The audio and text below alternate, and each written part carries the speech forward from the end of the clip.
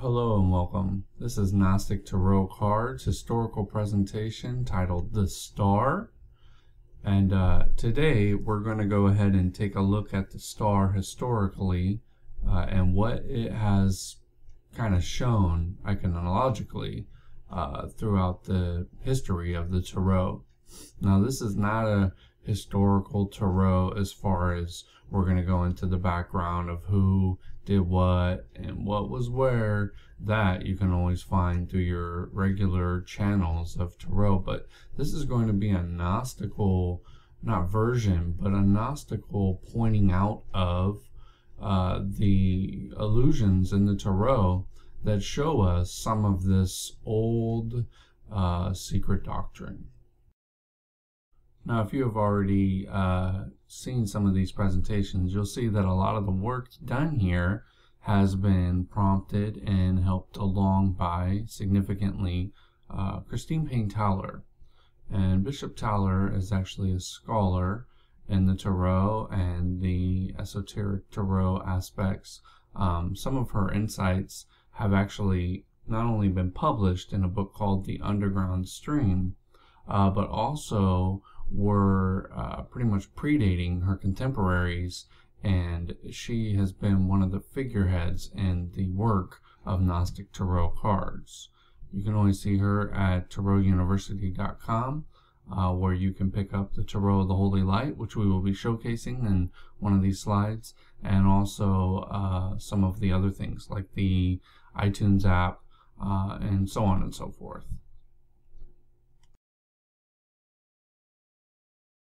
Now, one thing we want to look at in the Visconti Sforza is the first representation that we have of the star in about the end of the 14th century. We can see a blonde woman, of course they're all blonde, holding up the star. Now, she has her blue dress embodied with golden stars and also a red robe over her. The blue dress could definitely represent the starry sky, so this could be an anthropomorphized version of the star and what is actually going on in the blue sky light, which in Egypt was called Nut, as you'll hear in a lot of the Corallian and Golden Dawn-esque tarots. There's kind of a large presence of Nut over the dark sky.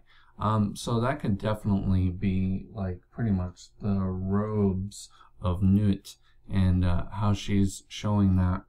We also show in the background that there's these mountains that pretty much she is standing in front of and over. So we're definitely seeing a large deific figure here, because we can obviously see that the being, so to speak, is so much more larger than that of her surroundings, which definitely tells us a godhood or divinitized way of seeing the figure. Now, when we see this could represent one or two things. One, it can represent the cosmic reaching into the macrocosmic, as a form of pulling activity or passively with the left hand out of the cosmic and into the channels of the solar body.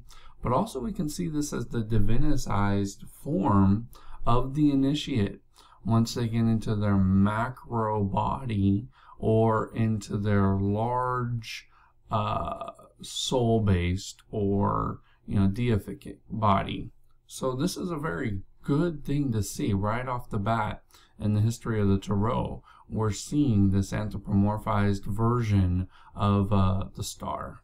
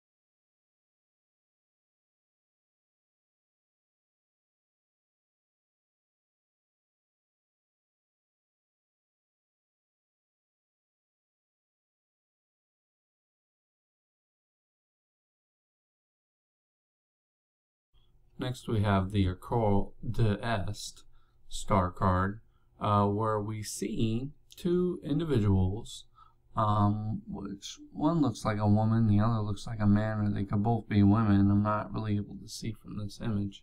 It definitely looks like a dress on one of them, but it could be a robe on the other.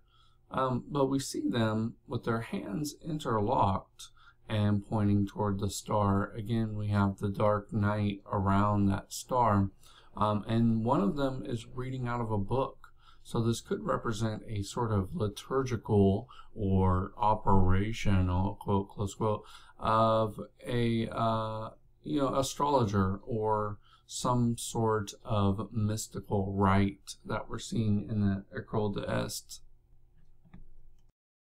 Next, we're seeing the Parisien Tarot, where we have a definite compass in one hand. It looks like a graduation kind of hat or a magely hat. This is a man. And we can see that he's sitting somewhat at like a drafter's table or a kind of astrological table. So we're definitely seeing the influence in the Parisien Tarot of what's happening around this time frame. They're getting very interested in the astrological currents. Now, we don't see this as a deity, but what we do see is a form of a aspiring adept in the sciences of astrology. So when we look at the cards this way, we're really able to see some of the influences of the thinking that went into the kind of bones of the work that these tarotists were doing through their iconology.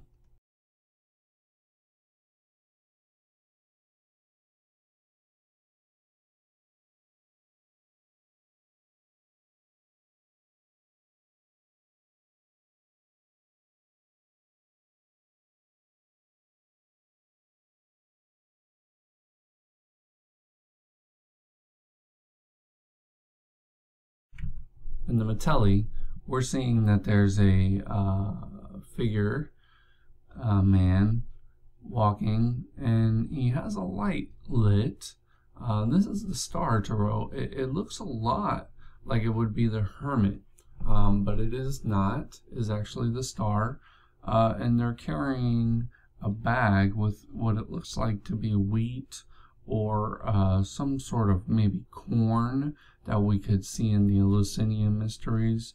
And not only are they carrying that with them, but they're very much trudging a road to the stars. So this could represent a lot of the Platonic influence and the Neoplatonic influence of the what's called imarmony, which is fate in Greek.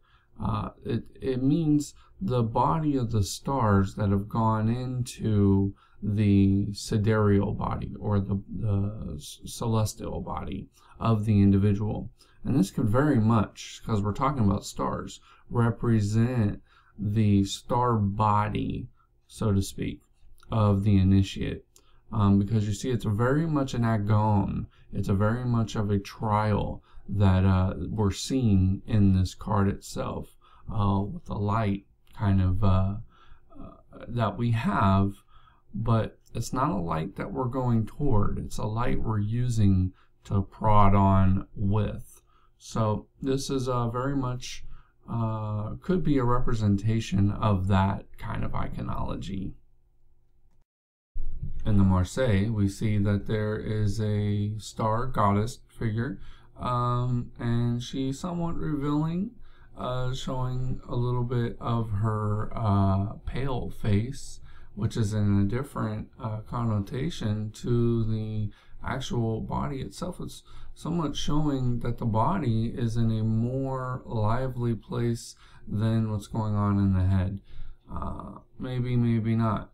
But we see the vessels here being poured out, or the water, one hand pouring out and the other, and we don't see any coloration like we have seen a lot in the Marseille.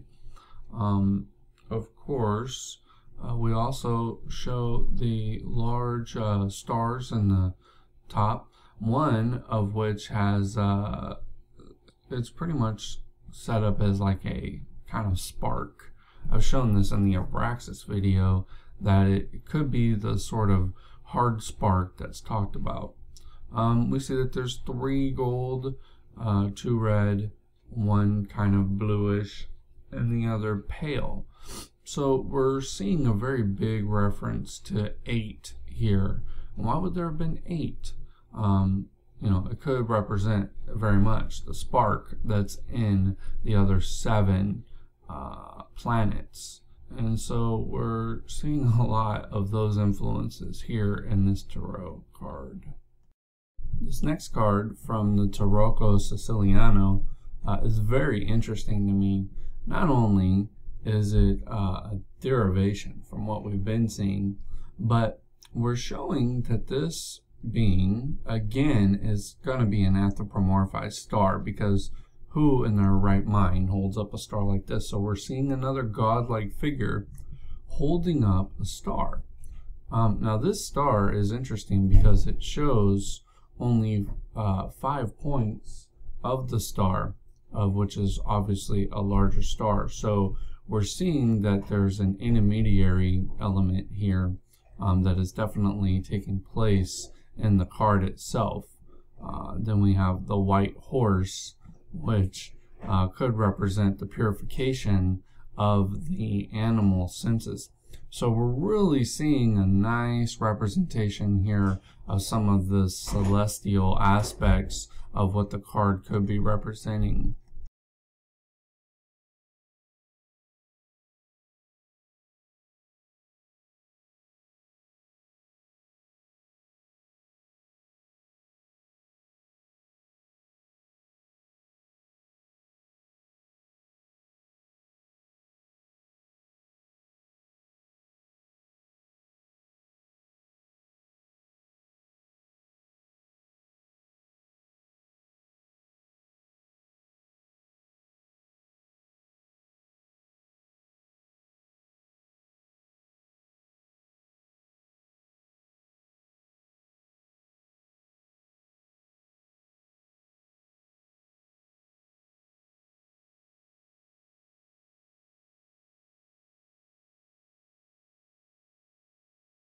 And next we have Giovanni Vancetta's Tarot of the Master.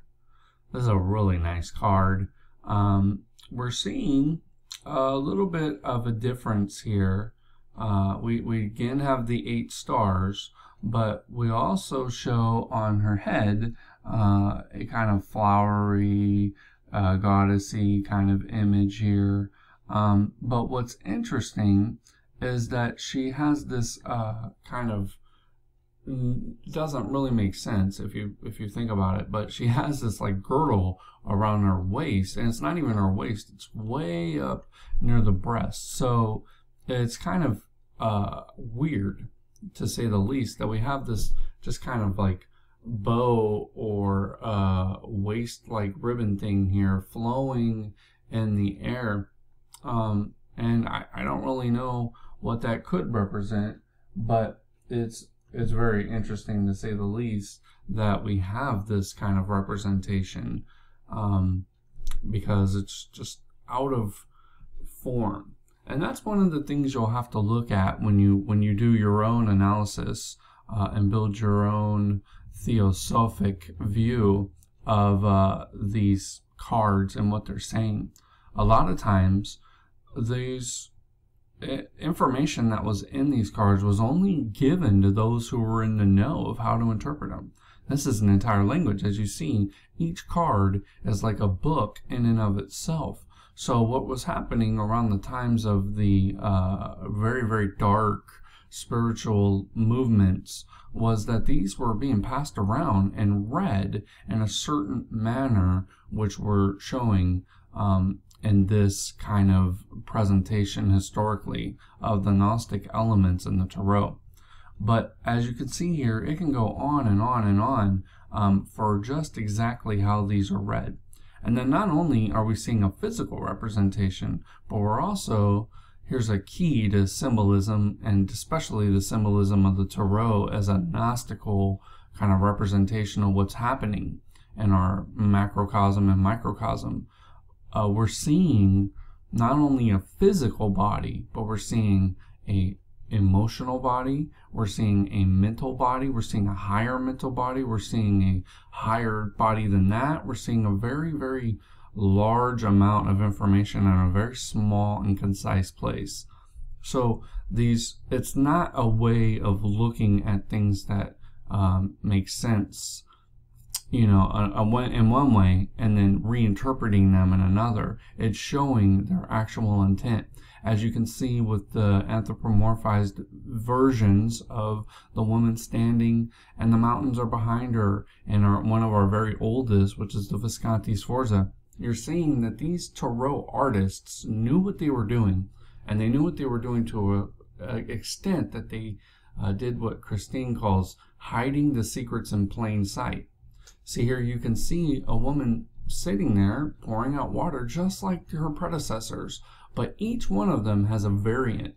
And what'll be good for the Tarot student to keep in mind is, why is this variant here? As long as we can start to see that, why were different artists putting in different variants? Not only did they say the Gnostics in antiquity added their own stuff to what was already given canonically by the Gnostic doctors, but they were doing it in a way where it was not only attracting other people, but they were building teachings around it. So are we seeing an experience of gnosis in the artist, or are we just seeing an artistic kind of preference? And these are the things we're going to want to ask ourselves as we look through the very complex iconography of the Tarot through the historical timeline that we're showcasing just a little bitty snippet of here. But I thought this was a very beautiful card, so I felt that this would be a great place to share that little tidbit a little halfway through the Tarot presentation, so to speak, since we're literally looking at 15 to 20 of the same exact card. These aren't different cards that we're showing in this video. This is a masterful view of the Tarot through the history, and it's giving us not only a representation of each author, but we're seeing them in a comparative model, so we can really get into what exactly does this card as an archetype say to us. So next we have the Grand Tarot Esoterico.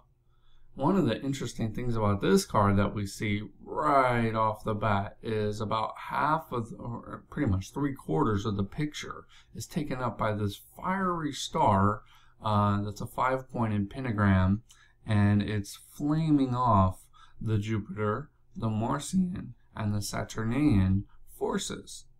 Now, what is this? Again, are we seeing an artist's interpretation of what they think the star means, or is this an esoteric doctrine that's being shared with us?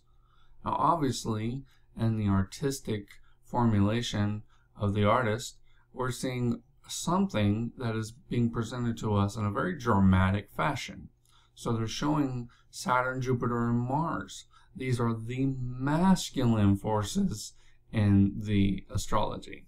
So what's interesting here is we're really getting an eyeball of what we're seeing. We're seeing a 5-pointed star, which throughout history and the occult symbolism is man, manas, the individual microcosm, and then we're seeing a woman here. And now in the Esoterico we see a gold and a silver. So it's really interesting if we start to put together these elements. Again, why is the 80 there in the background? What does that represent? If you're into arithmosophy, you can learn that the 80, especially from not only Pappas, but Monosadu, who we're going to go into Tarot equations eventually, once we go through all this work. Eventually, we're going to see that these all mean something. They're pretty much not just preferences of the author. Remember, these are printed, these are produced, these are esoteric aspects of the Tarot that exist in all the cards. That we're seeing something here. That fiery flame that's leaping forth is not just arbitrary. when you have a masculine representation like that showing fire, we're really seeing some of the influences that go into the card. Now you can go far and wide with this, which I would encourage you to do. You can call this the solar logos coming out and showing us the masculine forces of the fire pillar. You can see it any way you want, but what's important is to build your own database, so to speak, of what's happening. Because what will happen is as you build these databases up, they'll start to show themselves more and more to you. As Christine tells me, it's not either or. We're not looking at pictures of either or. We're looking at and all-inclusive pictures of what's happening in the mysteries of the Tarot. So here again, as in the old mystery schools, we're seeing what is being shown. A lot of these are deignoumena, which is the things shown. These are visions of grand measure that we see in relation to the cosmos, to the world souls, to the individuals, to the mind. A lot of stuff is happening when we look at these cards, which is so amazing because they can do so much in such a little place. As you stare at this card for 15, 20 seconds to a minute or 5 minutes, something's happening. Images are being built subconsciously. Something's being grafted in, and it's also like Jung says, it's resonating with the collective images of our culture. So not only do we have these collective images, but we have these massive amounts of literature that are being shown to us just in a little bitty card. So next we have the Grand Atella, and this card has a whole bunch of stuff all over it. Again, we show the feminine figure pouring out on the ground these watery things, water basically, and the next thing we see is the stars and celestial abode above. But what's interesting, and what Atella is trying to tell us, is there's a new way of interpreting this card. On one side you have behavior, and on the other side you have revelation. Now why would he choose to do this? That's a question that we should ask. The next we have the Cancer symbol in this card. Atella, for Atella, it represented the Cancerian kind of force, which is, you have the duality here. So a lot of Atella's models were built off of dualistic frames of reference, and that's something I also went over in the Abraxas video.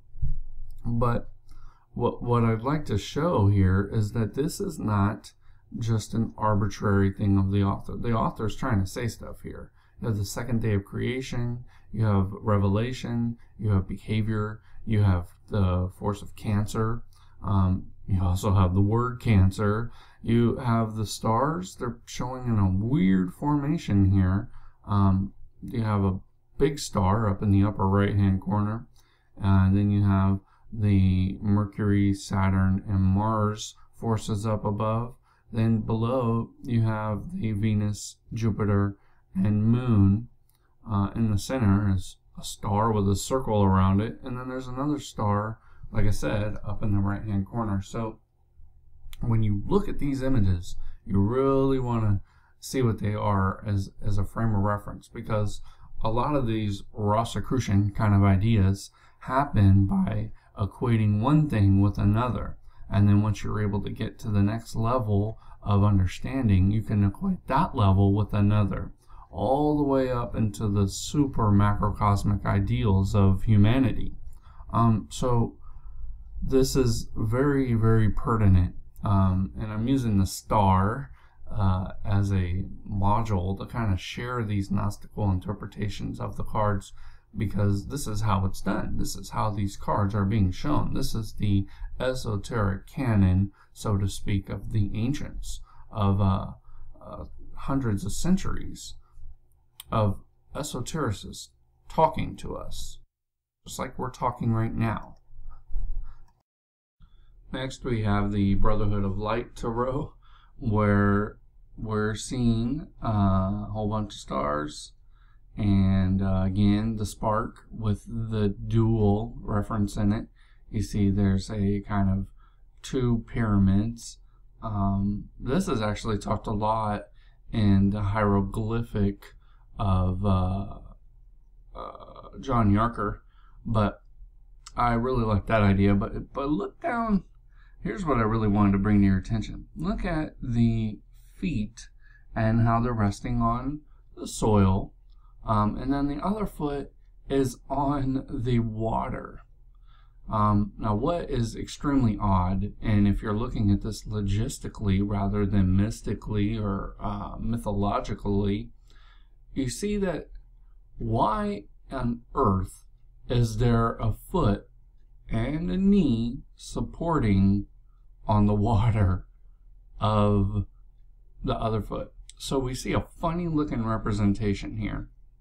And it's important to analyze, because if it's not logical, chances are it's going to be something non-physical. So we're not just seeing, like a lot of people would let you think, that there's a person at the water pouring out. That's what you're made to think. But if you look at it logistically, this person's walking on water. And it's not a Jesus-like figure, it's a woman. That is extremely controversial, because through history, one of the only popularized ways we hear of walking through water is one man in history, you know, Jesus Christ, blah, blah, blah. But here we see the same thing, and it's humble. It's like you can walk on water, but you don't have to be so grandiose about it, or something like that. So we're seeing kind of a teaching, so to speak, represented to us here. And this is a lot of what needs to be done with the Tarot, because when we start putting them to these tests, we start to see what it's showing. I know I said that over and over again, but that's pretty much the keynote, so to speak, of this set of videos, because I want to show historically a timeline, of course, but I also want to show the not so obvious things about the Tarot that we need to look for, because this isn't just a woman by the Nile pouring out water and growing a plant on one side and no plants or anything on the other side. One would be, why is the water being poured out on the in the water? Because that doesn't make sense at all. The water should be pouring out on the flower. And then there's another thing. It looks like kind of a golden nectar that's being poured out on the flower itself. So I can't begin to start with all these ideas and what they're saying, but maybe you can. And go to Gnostic Tarot Cards and see some of the other things we show. Actually, go to Facebook and talk about these things that you see. That would be a great way to connect with your community. Be like, hey, you know, on this card, on this, I see this. What is that? What's the Gnostical illusion? I mean, if you watch the video this far, you're starting to see that we're showing a little bit of things that aren't maybe necessarily shown in a beginner study, but yet it's beginners, because anybody can pick this up. And according to your own understanding, will you know. The Duke de Palatine, in his reference to the Eucharist, or the rite of sacrifice, says that whoever goes into the Mass with their mindset attuned to what's actually happening will receive in accordance to their own understanding.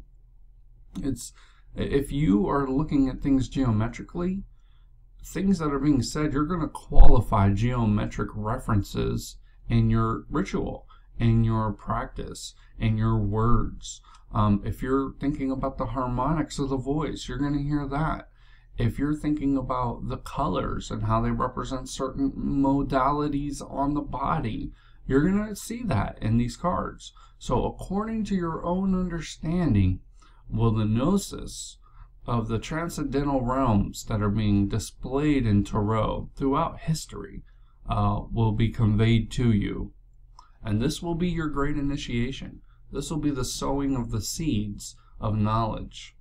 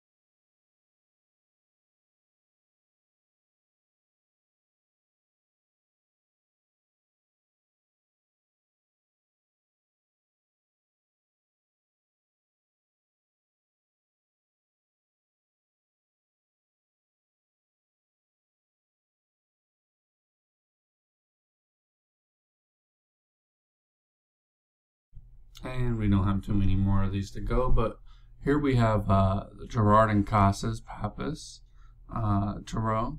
We see all letters on one side. We see Mercury on another. And then we're starting to see some of the three realms. It says the natural, the divine forces, nature, and fecundity. So look at these cards. See what they say. See what the numbers mean to you. And then, let's go ahead and go on to the next one, because we've pretty much seen this in Atella. And Pappas's cards, especially these ones that are the Gulanat cards, they are pretty much grand syntheses of Pappas's viewpoints. And they are derived from some works called the Book of Thoth of Atella. So that's in his La Divinator, Divinatore, what he does and shows in relation to the science of divination. So go and buy that book. You can get it on Amazon really cheap. I don't get any profit from it. Just saying that it's a really good book, and it shows some of these what Christine calls the culmination of Pappas's thinking. So again, we have the Nepal. Again, we see up in the stars, we have the 7 stars and the 8, or the heart spark. We see the butterfly from the Fructus Lucas ones.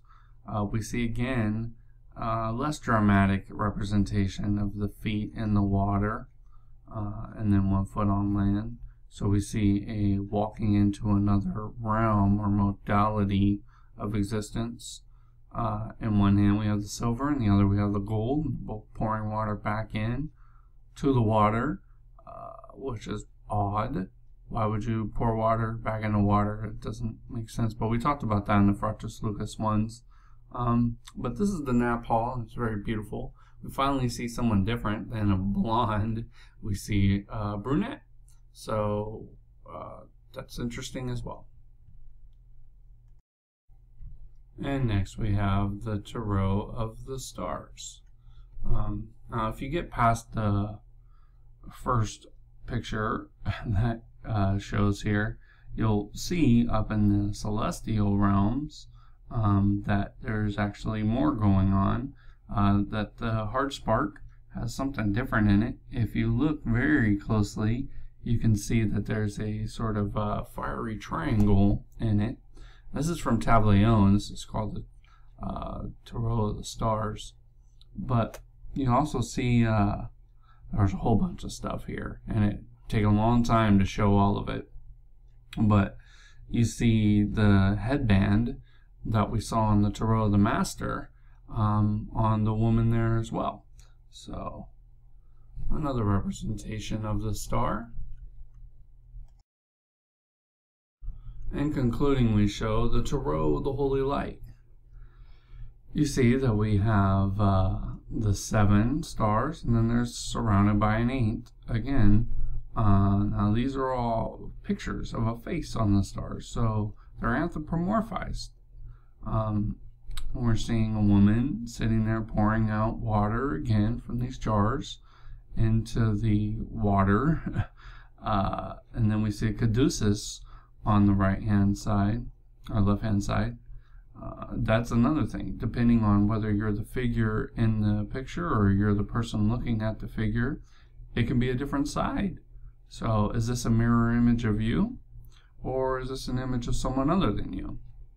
We see the pelican up top. So as you see, Christine has placed this star card as Mercury, if you're looking at the bottom. So Christine and Michael Towers created these cards. You can get them at tarouniversity.com.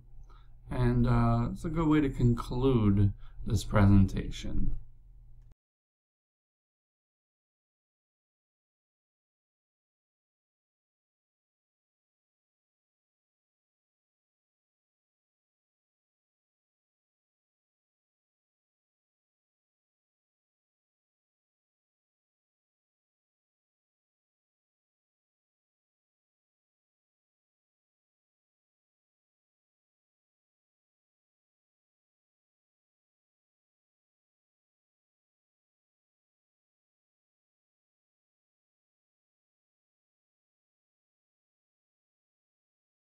Alright, so thanks for coming and listening.